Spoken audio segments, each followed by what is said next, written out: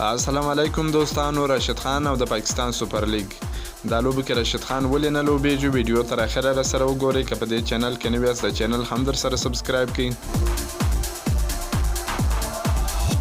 دا لومړی ځل دی چې د پاکستان په غوره لیګ سیالیو کې د لاهور قلندرز لوبډلې په ګټه د راشد خان د لوبېدو هیلې را پیدا سوې. اوس د افغانستان راتلونکي سیالیو ته په کتو داسې برېښي چې د راشد خان او مجیب رحمان لوبېدل په PSL لیګ کې یو ځل بیا ناممکن سوه. د پاکستان سوپر لیګ چې د روانې میاشتې په 20مه نیټه پیلېږي او د مارچ میاشتې په 22مه نیټه پای ته رسېږي. دغه وخت کې افغانستان له زمبابوې سره 3 شل ورځې 2 ټیسټ لوبو سیریز لري. داسې ویل کېږي چې د افغانستان او زمبابوې د لوبو سیریز د مارچ میاشتې په 2مه نیټه پیلېږي او تر 20مه نیټې پورې به دوام ولري.